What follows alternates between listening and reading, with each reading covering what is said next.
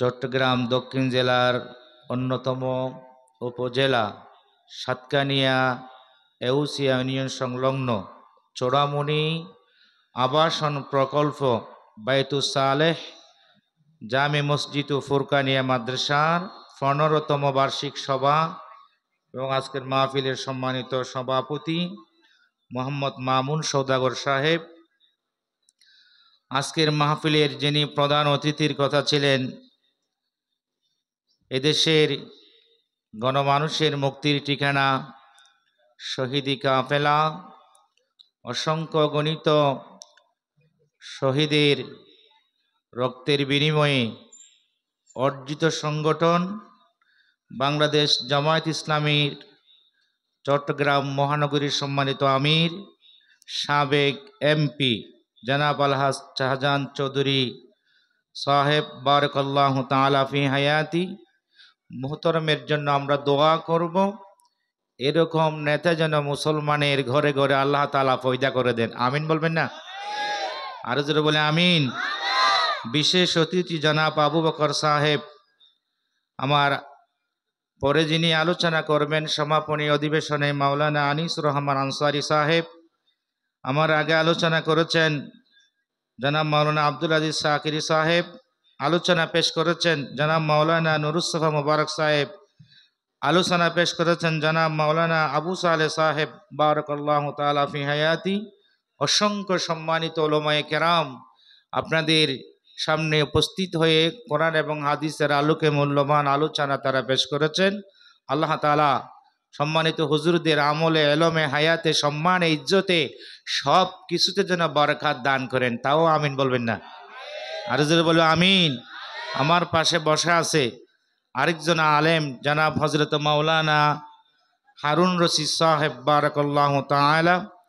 অসংখ্য উলামায়ে কেরাম প্যান্ডেল উপস্থিত, কোরআন প্রেমিক, ইসলাম প্রেমিক, আখির জামানার পয়গাম্বর মুহাম্মদ সাল্লাল্লাহু আলাইহি ইসলামের উপরে অবতীর্ণ পৃথিবীর সর্বশ্রেষ্ঠ মহাগ্রন্থ আল কোরআন, এই আল কোরআনের আলোচনা শ্রবণকারী সম্মানিত দিনদার মুসলমান ভাইয়েরা, পর্দার আড়ালের সম্মানিত মা এবং বোনেরা, সর্বস্তরের এউসি এবং কাঞ্চনাবাসী, শুরুতে সুন্নত মোতাবেক সালাম দিয়েছি, আবারও মোহাব্বত নিয়ে সালাম দিচ্ছি। আসসালামু আলাইকুম ওয়া রাহমাতুল্লাহি ওয়া বারাকাতুহু। কথার শুরুতে সে মহান রব্বুল আলামিনের শাহী দরবারে লাখ ও কোটি শুকরিয়া জ্ঞাপন করছি যে মহান আল্লাহ রব্বুল আলামিন এমন একটি সুন্দর বাংলাদেশ আল্লাহ তাআলা আমাদেরকে দান করেছেন, যেখানে যেখানে হত্যার বই এখন আর নাই। আছে? জেলের বই এখন আর, গুমের বই এখন আর নাই। অত্যাচার, জেল, জুলুম, জরিমানা সব কিছুর কবর রচনা হয়েছে।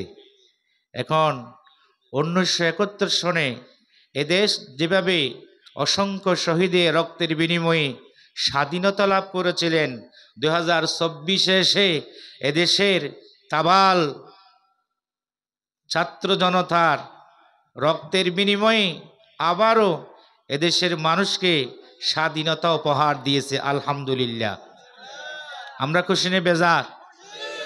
একটা ছোট্ট কথা বন্ধ করেন, একটা ছোট্ট এই ফুরকানিয়া মসজিদের সবার জন্য অনুমতির বিভিন্ন নেতা, বিভিন্ন কেথা, বিভিন্ন police, OC, SP, MP, chairman, মন্ত্রী, এদের কাছে এদের দুয়ারে দুয়ারে ধর্ণা দিতে হতো।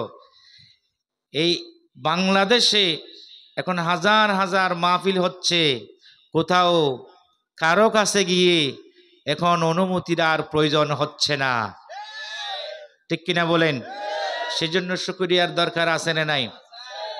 জালেম ছিল তখন আমরা প্রতিবাদ করেছি, আন্দোলন করেছি, রাজনৈতিক অঙ্গনে রাজনৈতিক নেতারা করেছেন, উলামায়ে কেরাম মাহফিলের মঞ্চে কোরআন হাদিসের মাধ্যমে আন্দোলন করেছেন। আমরা করি নাই? আমরা করি নাই? বৃহত্তর চট্টগ্রামের আনাচে কানাচে আমরা এভাবে গিয়ে কোরআন হাদিসের কথা তুলে ধরে সঠিক রাস্তা মানুষকে দেখাবার আমরা চেষ্টা করেছি ইনশাআল্লাহ। যার যার অবস্থান থেকে এই স্বৈরাচার, এই খুনি, এই পৃথিবীর নিকৃষ্ট নাস্তিকে মানুষদেরকে হটানোর জন্য সর্বস্তরের মানুষ, আপামর জনতা আপন আপন ঠিকানা থেকে, জায়গা থেকে দরবার আন্দোলনের বিনিময়ে আজকে ২৪ সালে দ্বিতীয়বারের মতো আমরা স্বাধীনতা পেয়েছি। ঠিক কিনা বলেন? সেজন্য বলি আলহামদুলিল্লাহ। আর আল্লাহ সুবহানাহু ওয়া তাআলা হাজারো শত ব্যস্ততা থেকে সুযোগ দান করে কোরআনের মাহফিলে আসার বসার সুযোগ করে দিয়েছেন, সেজন্য আবার বলি আলহামদুলিল্লাহ। অসংখ্য গণিত লাখ কোটি দরুদ আর সালাম বিশ্ব মানবতার মহান শিক্ষক, সর্বকালের সর্বযুগের সর্বশ্রেষ্ঠ মহামানব মুহাম্মদুর রাসূলুল্লাহ, বলেন সাল্লাল্লাহু আলাইহি ওয়াসাল্লাম। আপনাদের আওয়াজ কম, কিদা লাগছে নাকি? কথা বলুন, কিদা লাগছে? অল্প সময় ইনশাল্লাহ শেষ করবো, যেহেতু সময় বেশি। ফজরের নামাজ কি পড়তে পারবেন না। আমি নামাজের বিষয়ে একটা আয়াত ধরেছি। আচ্ছা, নামাজ বাদ দিলে আর কোনো ওয়াজের প্রয়োজন আছে কি? বলেন বলেন। নামাজ যদি আপনি না পড়েন, শুনতেছেন কথা? বলেন বলেন, শুনতেছেন? নামাজ বাদ দিলে আর কোনো ওয়াজের প্রয়োজন আছে? কোনো ওয়াজের প্রয়োজন নাই। আগে আপনারা কথা বলেন কেন? কথা বলি না দয়া করে।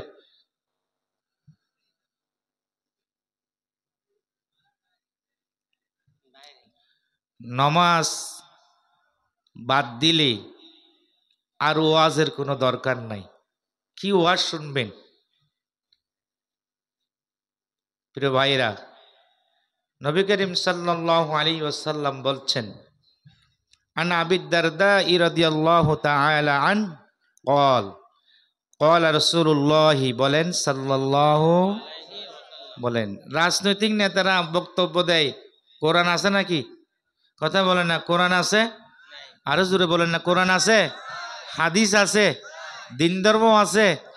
অনর্গল নিজ ইচ্ছা মতো তাদের বক্তব্য দিয়ে থাকে, কিন্তু উলামায়ে কেরাম ইচ্ছা মতো মন গড়া কথা বলে না। বলে ক্বাল আল্লাহু তাআলা বা ক্বাল রাসূলুল্লাহ সাল্লাল্লাহু আলাইহি ওয়াসাল্লাম। তাও সুবহানাল্লাহ বলবেন না?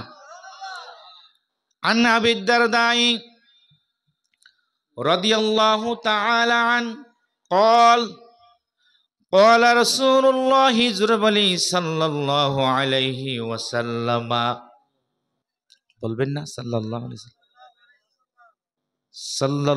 আলাইহি ওয়াসাল্লাম, আনা আউয়ালু মান ইউযানু লাহু বিসসুজুদি ইয়াউমাল কিয়ামাহ। ১৫০০ বছর আগে নবীজি বলে দিয়েছেন, আনা আউয়ালু, আমি প্রথম ব্যক্তি। আমি, সবাই বলেন, আমাকে কথা বলে সহযোগিতা করতে পারবেন তো ইনশাআল্লাহ? বলেন আনা আউয়ালু, আমি প্রথম ব্যক্তি। অর্থ বলেন আমি, জোরে বলেন না, আমি প্রথম ব্যক্তি। রাসূল বলছেন মাইয়ুযানু লাহু বিসসুজুদি ইয়াউমাল কিয়ামাহ। নবীজি বলেছেন, কিয়ামতের দিন সর্বপ্রথম আমাকে অনুমতি দেয়া হবে আল্লাহ তাআলার কদম মোবারকে সেজদা দেওয়ার জন্য। আল্লাহ তাআলা প্রথমে আমি নবীকে অনুমতি দিবেন। তাও সুবহানাল্লাহ বলবেন না? নবীজি বলছেন, আনা আউয়ালু মান ইউযানু লাহু বিসসুজুদি ইয়াউমাল কিয়ামাহ। আমি নবীকে আল্লাহ তাআলা প্রথমে সেজদা দেওয়ার জন্য কিয়ামতের ময়দানে আমাকে অনুমতি দিবেন।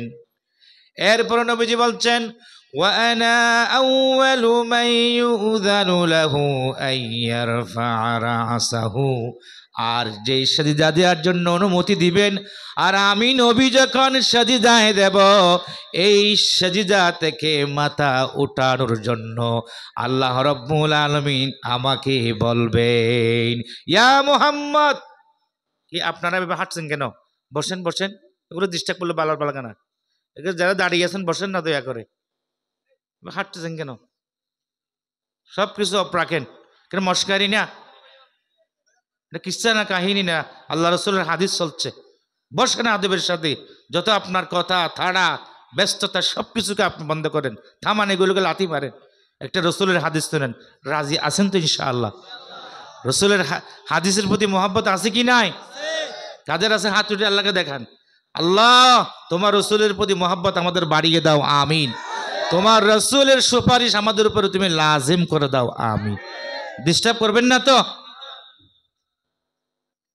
ওয়ানা আউয়ালু মান ইউযানু লাহু আন ইয়ারফা রাসাহু, নবীজি বলছেন যেই সাজিদা আমি দেব আল্লাহ পাক আমাকে বলবেন, আবার অনুমতি দিবেন নবী আপনি সাজিদা থেকে মাথা উঠান। বলবে ইয়া মুহাম্মদ, এ মুহাম্মদ ইরফা রাসাক, আপনি আপনার মাথা উঠান। সুবহানাল্লাহ, সুবহানাল্লাহ বলবেন না? ইরফা রাসাক, নবী আপনি মাথা উঠান, এতক্ষণ সাজিদায় পড়ে আছেন আপনি। সাল, কি জন্য সাজিদায় পড়েছেন? কি চান? সাল, আপনি আমার কাছে চান, প্রার্থনা করুন, আমার কাছে আপনি খুঁজুন। তো ওটা আমি আল্লাহ আপনাকে সব দিতে রাজি আছি। আল্লাহু আকবার। তো ওটা এই যে কথা বলে আবার, নবী আপনাকে সব দিতে আমি রাজি। ওয়াসফা, ও নবী আপনি আমার কাছে সুপারিশ করুন। কি করুন? বলেন বলেন বলেন, কি করুন? সুপারিশ করুন। কার জন্য সুপারিশ করবেন? করেন করেন। তুষাফা, আল্লাহ তাআলা বলেন নবী রে আপনি যদি আমার কাছে সুপারিশ করেন, আমি আল্লাহ তাআলা আপনার সুপারিশ সাথে সাথে কবুল করে নেব। তাও সুবহানাল্লাহ বলবেন না? এই সুপারিশ আকসামুস শাফাআত, সুপারিশকে 5 ভাগে ভাগ করা হয়েছে। কয় ভাগে? কথা বলো না, কয় ভাগে? 5 ভাগে ভাগ করা হয়েছে। আশ-শাফাআতুল কুবরা লিতাজিলিল হিসাবি ইয়াউমাল কিয়ামা। আমি বারবার বলছি, আমার আলোচনা ডিস্টার্ব করবেন না। রাজি আছেন? আপনারা যারা বসে আছেন মোটে ডিস্টার্ব করবেন না। 1 নম্বর সুপারিশ হলো আশ-শাফাআতুল কুবরা লিতাজিলিল হিসাবি ইয়াউমাল কিয়ামা। কিয়ামতের কঠিন পরিস্থিতি, ভয়াবহ পরিস্থিতি এবং হিসাব নিকাশ তাড়াতাড়ি করার জন্য নবীজি আল্লাহ রব্বুল আলমিনের কাছে সুপারিশ করবেন। বলবেন রব্বুল আলমিন সূর্য মাথার উপরে, কোথায় বলেন না? নবী বলবেন ও আল্লাহ। কে বলবে? আল্লাহ। নবী বলবে নবী। কে বলবে? নবী বলবে রব্বুল আলমিন আমার উম্মতের মাথার উপরে সূর্য, কান দিয়ে রক্ত বের হয়। কি বের হয়? কান দিয়ে রক্ত বের হয়, চোখ দিয়ে রক্ত বের হয়, মাথা দিয়ে রক্ত বের হয়, মুখ দিয়ে রক্ত বের হয়, আফাত মস্তক থেকে গামের পোঠা যেভাবে বের হয়, টপ টপ গামের পোঠা ঝরে পড়ে, শরীরের ভিতর থেকে পোষ রক্ত যা আছে, নাড়ি বুড়ি যা আছে সব বেরিয়ে পড়ছে, কারণ সূর্য মাথার উপরে এসেছে। নবীজি বলছেন আশ-শাফাআতুল কুবরা লিতাজিলিল হিসাবি ইয়াউমাল কিয়ামা।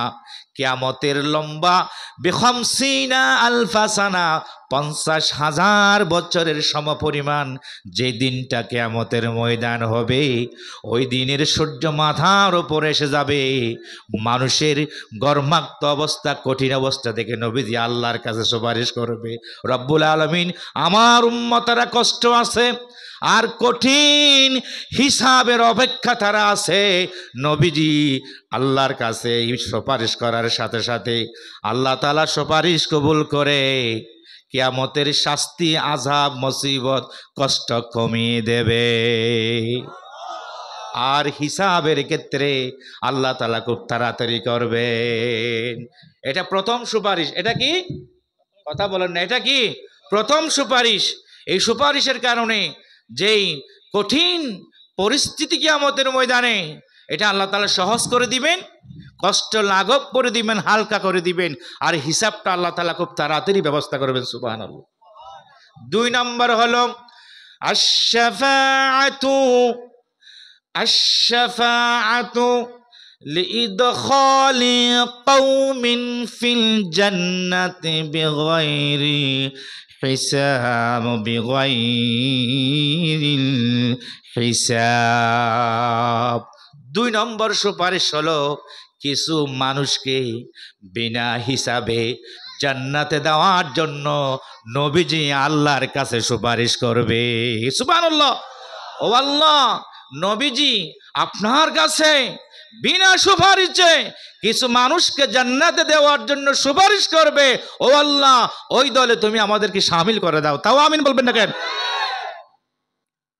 কিছু মানুষকে বিনা হিসাবে জান্নাতে দেওয়ার জন্য নবীজি সুপারিশ করবে। আল্লাহ, এদের কাছে কোনো হিসাব নাই, বেগৈরি হিসাব, হিসাব ছাড়া আল্লাহ এদেরকে জান্নাতে পাঠিয়ে দেন, এরকম রাসূল সুপারিশ করবেন। সুবহানাল্লাহ।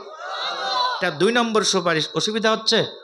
3 নম্বর সুপারিশ হলো আশ-শাফাআতু আশ-শাফাআতু লিকাওমিন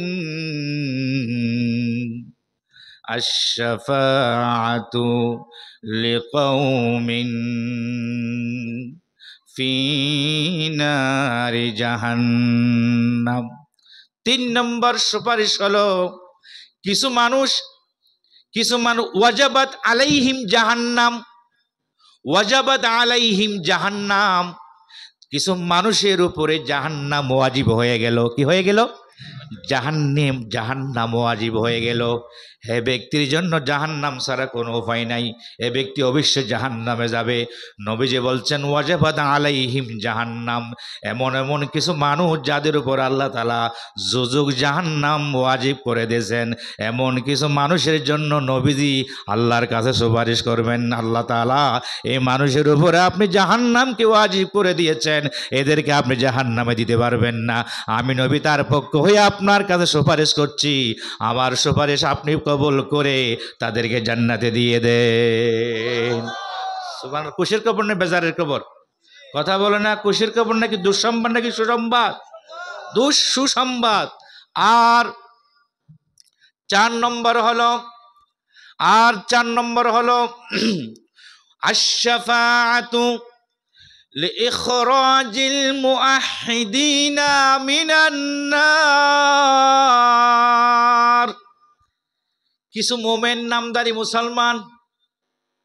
মুসলমান হওয়ার পরেও, মোমেন হওয়ার পরেও, ইমানদার হওয়ার পরেও মিনান্নার জাহান্নামে চলে গেছে। কোথায়?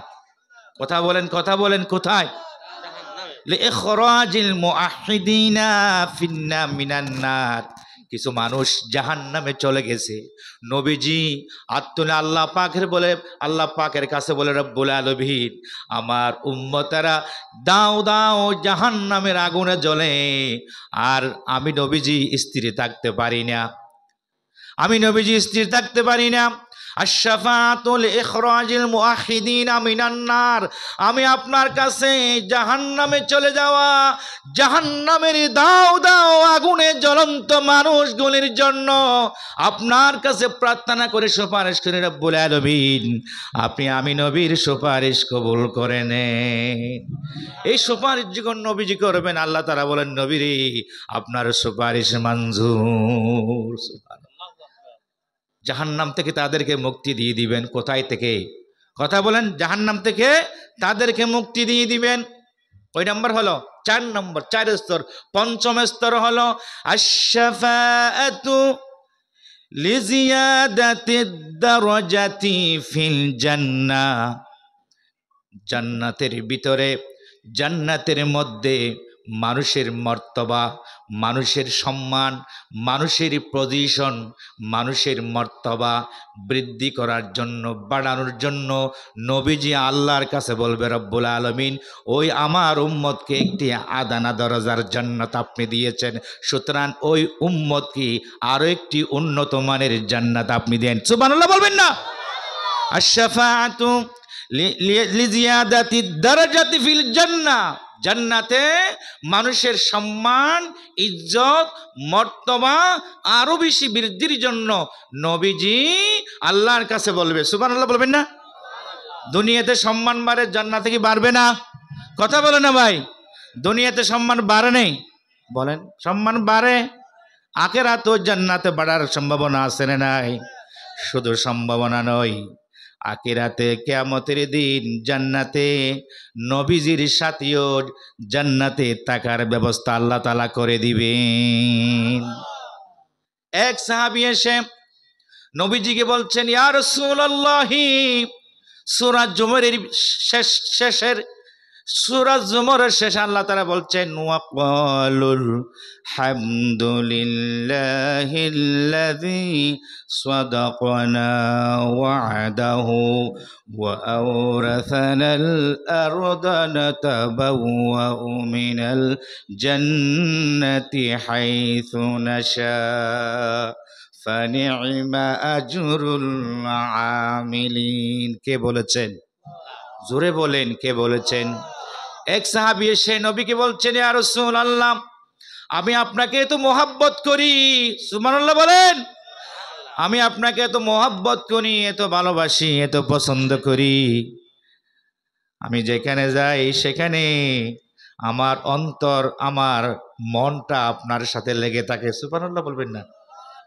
আপনার সাথে লেগে থাকে, আপনাকে আমি ছাড়া থাকতে পারি না। কিন্তু একটা ভয় লাগে, নবীজি আপনি যদি দুনিয়া থেকে চলে যান আর আপনি জান্নাতে যাবেন, আর আমি যদি জান্নাতে যেতে না পারি তাহলে একটা কেমন যেন লাগে, এটা আমার ভয় লাগে। আল্লাহ তাআলা এই আয়াত নাজিল করে দিয়ে বলেন, আল্লাহ তাআলা আয়াত নাজিল করে দিয়ে বলেন, জান্নাতের ভিতরে যেই যেখানে ইচ্ছা সেখানে যাওয়ার মতো সুযোগ থাকবে। সুবহানাল্লাহ বলেন, বলেন যেখানে থাকার, যেখানে যাওয়ার সেখানে সুযোগ আছে না নাই? নাতাবাওয়াউ মিনাল জান্নাতি হাইসু নাশা। আল্লাহ তাআলা বলেন, বান্দারে জান্নাতের ভিতরে ঢোকা দেরি, কিন্তু তুমি জান্নাতের ভিতরে তুমি পক্ষী কুলের মতো, আকাশের পাখির মতো তুমি ঘুরে বেড়াবে। পুরা জান্নাতকে তোমার জন্য আমি ভ্রমণের জায়গা বানিয়ে দিলাম।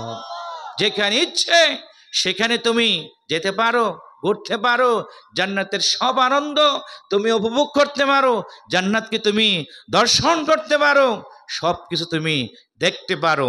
দেখতে দেখতে, ঘুরতে ঘুরতে এমন এক ব্যক্তির দেখা মিলে যাবে, আখিরি জামানার পয়গাম্বর, সর্বকালের সর্বযুগের সর্বশ্রেষ্ঠ যিনি মহামানব, আমার আপনার যিনি মধ্যমণি, যিনি দুনিয়ারও প্রধান আকর্ষণ, যিনি আখিরাতেরও প্রধান আকর্ষণ, মুহাম্মদুর রাসূলুল্লাহ সাল্লাল্লাহু আলাইহি ইসলামের সাথে দেখা হয়ে যাবে। সেজন্য মা'আন-নাবিয়্যিনা বলেন, মা'আন-নাবিয়্যিনা ওয়াস-সিদ্দীকিনা ওয়াশ-শুহাদাই ওয়াস-সালিহিন।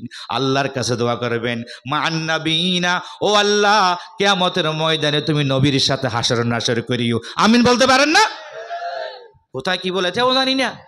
মা'আন-নাবিয়্যিন, নবীদের সাথে আমার যেন হাসর হয়, ওয়াস-সিদ্দীকিন, সিদ্দিক যারা তাদের সাথে যেন আমার হাসর হয়, ওয়াশ-শুহাদা, যারা তোমার কোরআন এবং তোমার দ্বীনকে প্রতিষ্ঠা করার জন্য, কোরআনের আইনকে প্রতিষ্ঠা করার জন্য, ইসলামকে প্রতিষ্ঠা করার জন্য একের পর এক ফাঁসির মঞ্চে প্রাণ দিয়ে দিয়েছেন, বুকের তাজা রক্ত এই জমিনে ঢেলে দিয়েছেন।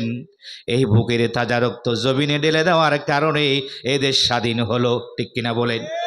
কাফের বেঈমান নাস্তিক মুরতাদদের হাত থেকে এই দেশ রক্ষা পেয়েছে, কথা ঠিক কিনা বলেন? কারণ এই দেশের মানুষ জানে, রক্ত দিতে জানে, শহীদ হতে জানে, জীবন দিতে জানে, প্রয়োজনে যা আছে প্রয়োজন হলে বাড়ি সুদ্ধা সব বিক্রি করে দিতে জানে। কারণ এটা ভারত নয়, ও ভারত, তোমাদেরকে বলে দিতে চাই, তোমরাও একটি স্বাধীন রাষ্ট্র। তোমরা কোন একজন মানুষ রক্তের বিনিময়ে ভারতের স্বাধীনতা তোমরা আনতে পারো নাই। ব্রিটিশদের গোলামি করেছ। ব্রিটিশদের পাঁচটা গোলাম হলো ভারত। সেই ভারত ব্রিটিশদের গোলামি করার কারণে এই ব্রিটিশরা তোমাদেরকে ভারতের স্বাধীনতা উপহার দিয়েছে। ঠিক কিনা বলেন? আর আমার এই ৫৬,০০০ বর্গ মাইলের এই বাংলাদেশ শহীদের বাংলাদেশ, মাওলানা মতিউর রহমান নিজামীর বাংলাদেশ, শহীদ কাদের মোল্লার বাংলাদেশ, শহীদ কামরুজ্জামানের বাংলাদেশ, শহীদ মীর কাসিম আলীর বাংলাদেশ, পৃথিবীর শ্রেষ্ঠ মুফাসসির, বিশ্ববরণ্য মুফাসসির শহীদ আল্লামা দেলোয়ার হোসেন সাঈদীর বাংলাদেশ।